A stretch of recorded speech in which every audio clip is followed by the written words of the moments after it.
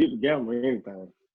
All right, so welcome back to PoPolitickin.com, your home for self-help meets hip-hop. Make sure you go on Spotify.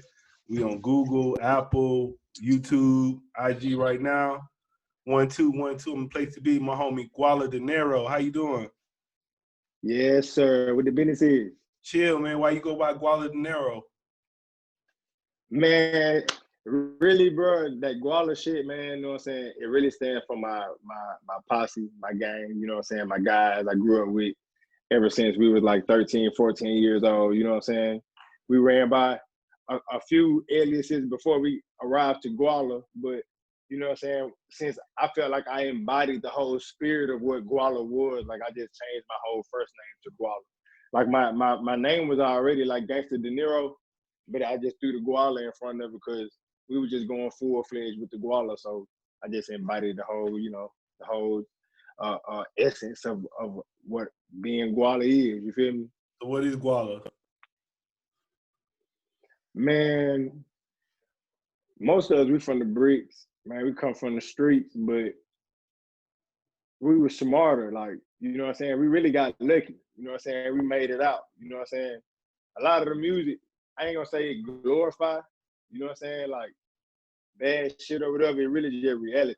You know what I'm saying? Like I'm in a different place. So for me, you know what I'm saying? I'm rapping about it from an outside looking in perspective almost. You know what I'm saying? But a lot of my guys, they still there. You feel me? So they rapping from inside out. And to kind of give it a balance when we do music together, you know what I'm saying? But I kind of try to keep that versatility intact because, you know. So where you from again? I'm from Columbus. So how was it? Born and raised? My family from Louisville. I probably moved to Columbus when I was like 7, and I stayed there until basically till I was like 20 something. I don't know. I started traveling a lot around like 20, 21, 22. But I spent all my adolescent years and all my teenage years in Columbus. I graduated from Columbus. How was that? Honestly, man, damn near traumatizing. Honestly, if I can just be frank, it was really damn near traumatizing because I always say like I felt like if I wouldn't ever moved to Columbus, I'd probably be a completely different person. Oh shit. Completely different person. No cap. I feel like I probably would be like, I don't know. On the whole, I probably would have took a whole different what that path would have been. I don't know.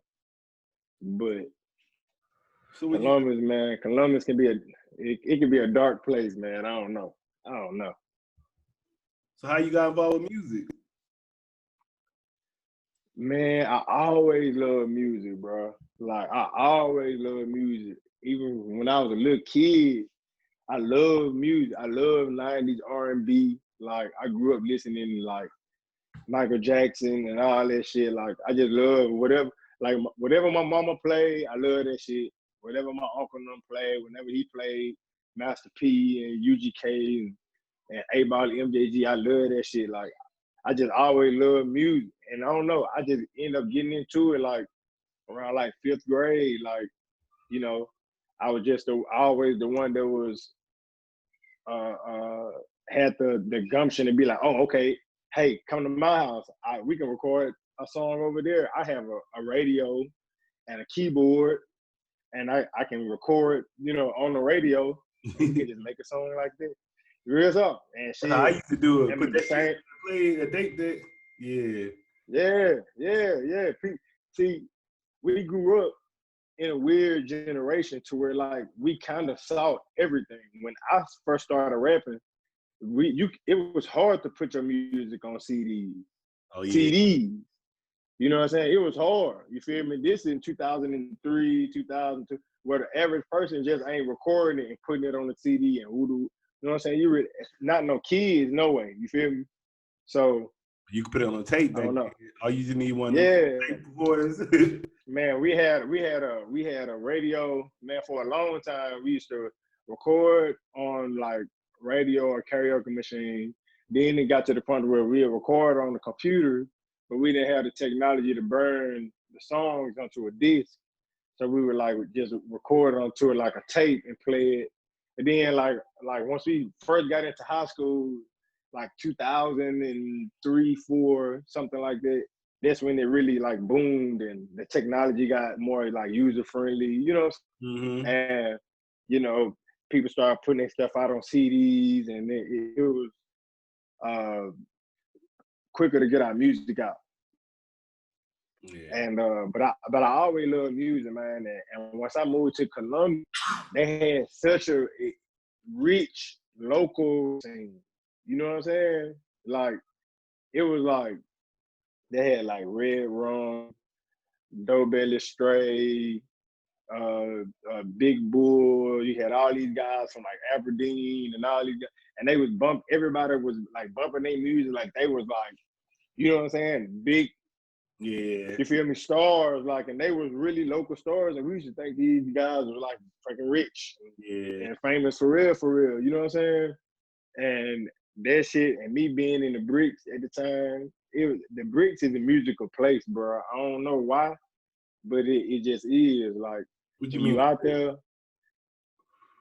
Yorkville, Oh, okay. Yorkville, Stringham Mountain, Applewood, Robert Terry, like Yorkville Apartments. You know what I'm saying? Down Highway 69, like the whole 69. Like, I don't know what it is about that section of town, but like ever since I lived in Columbus, and that's from 2001, you know what I'm saying, to whenever, like it's always been like hella musical people that come from out there, like hella talented people. I don't know, you know what I'm saying? From me to D Horton to Red Rum, you know what I'm saying, to Rambo, to like all the people that's ever made any type of noise, like musically from, you know what I'm saying, that side of town or whatever, whether it be locally or regionally or nationally. You know what I'm saying? Because we done had all of it. So how would you describe your sound? Man, problematic. I'm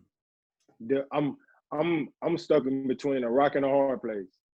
I don't, man, my music sometimes it's uplifting and it's motivating and it make you think and it paint a picture and it tell a story, you know what I'm saying? And you can feel it with your chest and you like, man, that nigga, you know what I'm saying? Then sometimes my music just make you ride out, you know what I'm saying? Make you goddamn bob your head, you feel me? Make you want to have a good time or, you know what I'm saying, smoke or flex or whatever. I don't know. My music, it reflect me, you know what I'm saying, and whatever period of time I'm living in my life, like, and we all go through different stages, you know what I'm saying? And my music, it done evolve with me, it done change with me every step of the way. So, you know what I'm saying, like right now, you know what I'm saying, with all the shit that's going on, you know what I'm saying, I ain't been motivated to rap about no flexing or this what I got or this what I bought or, you know what I'm saying? Like, I don't even feel like it's even no time for that right now. You know what I'm saying? Like, I feel like people need to be, you know what I'm saying, educated. The same shit I be wanting to tell people all the time. You know what I'm saying? Now I can really speak and motherfuckers listening because, you know what I'm saying, I ain't gonna say it's just trendy, but that's the trend right now where people are kind of like opening their eyes and like, damn, she did kind of fucked up. You know what I'm saying? And people like me on the sideline, like, man, I'm trying to tell your ass. Like, you know what I'm saying? You telling me stop preaching. You telling me stop preaching. I'm being preachy. I'm doing this. I'm doing this.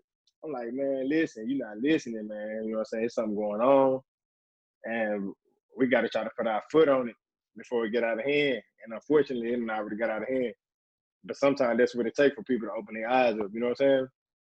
So what you think about what's going on right now?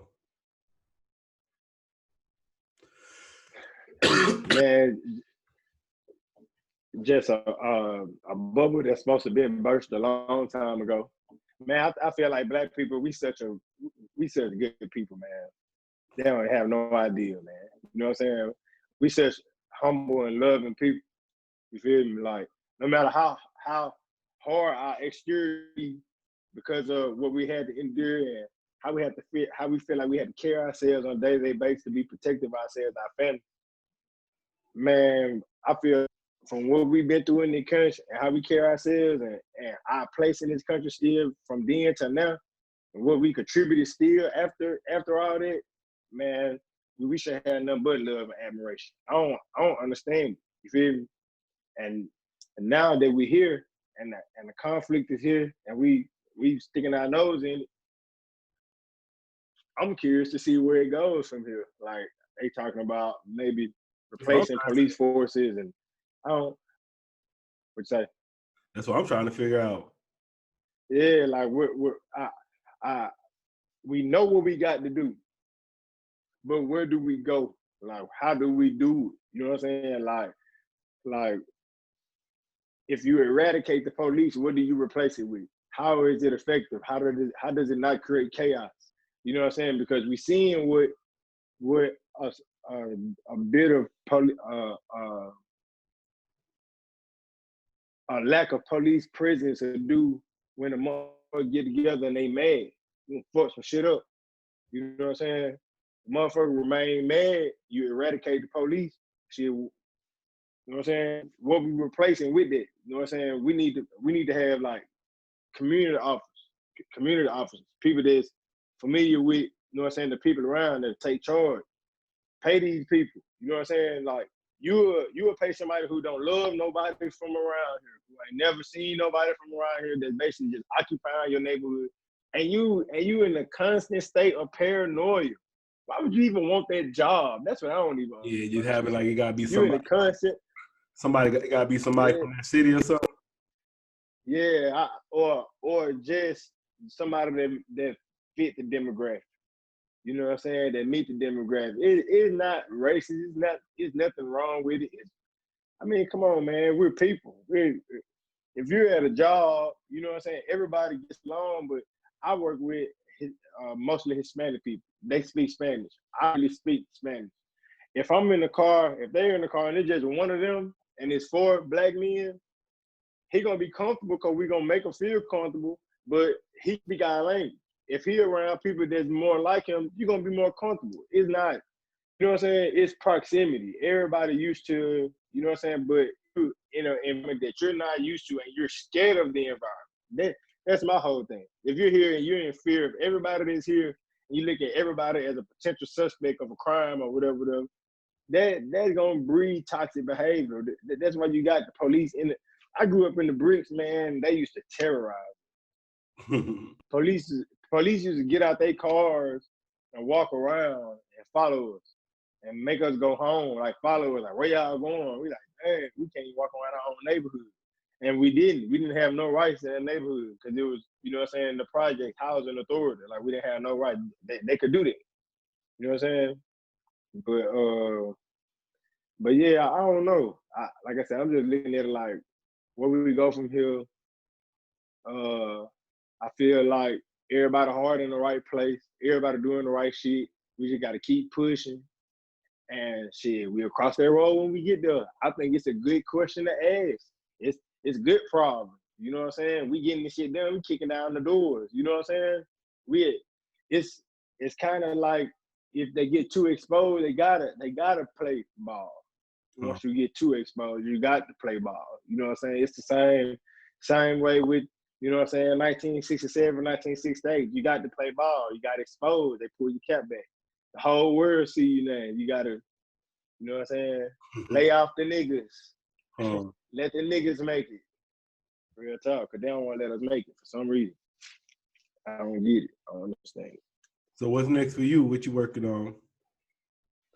Man, right now, man, I've been working on a lot of shit. I've been working on a couple projects, music-wise. A lot of my focus been on film. Me and a friend of mine, John Dura, we've been writing a few short films, like scripts and stuff. I already got a couple released, put out. They did pretty well. It was just something that I always been interested in, something that I always did in the midst of doing the music shit too. You know what I'm saying? Shot some of my own videos, some of my partner's videos, edited too. Produce them? What you do? Huh? You produce them? What you say you do? Videos. Oh, you make them? Yeah, editing. editing, video directing, putting treatments together, stuff like that. Not really no like extra heavy camera or anything like that. I can, but mostly like directing, video treatments, and putting the actual footage together, editing the video. How long you been doing that? Man, for my whole life, forever. Ever since I've been doing music. It's just I didn't think of it as that's what I was doing. I just looked at it as part of the grind. You know what I'm saying? I ain't gonna wait on nobody else to do it. I'm gonna just do it myself, type shit. And now that I'm older, I'm like, oh, okay, I got a trade that I done developed over the years. Let me put it to use. You know what I'm saying? So what you use to do the videos and stuff? Right now, we're using the MacBook. We use what's the name of the program? X Pro X, something like that on MacBook. Me and my partner Brent Logan, got the program. We be doing that. We just did like some weddings and shit like that too. Like the end of the year. Just dipping and dabbing a little bit of everything, man. I'm a hustler, man. I get interested in something and I be wanting to learn how to do it and manage and find a way to really make some money off of it, and you know, just be putting my hands in a little bit of everything. Well, what you like outside of music? Man, I'm a nerd, bro. I like anime, comics, horror movies, traveling, eating. You know what I'm saying? Trying to see the world, man. I've been traveling since I was 20. Lived in Miami for a year, Atlanta, Louisiana. I went to Alcorn State. Just moving around, man. Just moving around. I'm trying to get to LA as we speak. Trying to get to LA. But yeah. Has the coronavirus affect you any? Yeah. It actually has in a few ways. My best friend lost his mom to COVID-19. And the very next day, my daughter was born. And you know, we couldn't really have any family there, and we couldn't even leave the hospital for 48 hours. But it still was a memory I never forget. One of the happy moments of my life. You know what I'm saying? But you know, it was unfortunate that it was affected that way because of the virus. You know what I'm saying? That my family couldn't be there and stuff like that. And that even still now, you know what I'm saying, that she's 3 weeks old. You know, even still now, a majority of my family haven't seen her because, you know, don't want to expose her to anything, you know, because she's so young. So congratulations, though. Your first? Yeah, I appreciate it, man. Yeah. I got a 4-month-old. For real? Yeah. Girl, up, man. You got a girl, little boy. Girl, oh man, yeah, we out here, man. Girl, dad. Thanks. Yeah, we out here, man. All my homies just had girls. My homie Shaq Hill, he just had a girl. My homie Gwala Deniro, he about to have a girl like any day now. You know what I'm saying? I having our kids in like the same month or whatever, like in the same 4 weeks. Girls. Curse, man. Curse. It was players back in the day. You know why we got girls? Man, did me bad. So what would you like to say to your fans and supporters? Man, first I like to thank everybody that always support me anytime I have anything positive to say. No slack to the people who think I'm funny or whatever, but the people who really like get behind me when I have something serious, something positive to say, something uplifting to say, they give me the strength to really be my true self, you feel me, and push forward and try to tell the truth and try to give people what God loves. And you can follow me on Instagram, Twitter, Snapchat, and Gwala Deniro. It's all the same everywhere you go. All right, man. I want to say thanks for coming through politicking with me. Yes, sir. I say anybody just now checking you out, let them know why they should go follow you. Man, go follow me, man. If you want to hear some real music, man, you want to hear some soulful shit. If you feeling good, you want to hear some trap shit. If you don't want to be boxed in, you don't want to have to choose, you know what I'm saying, on what your vibe is, you want to be human, listen to your boy, man, Gwala.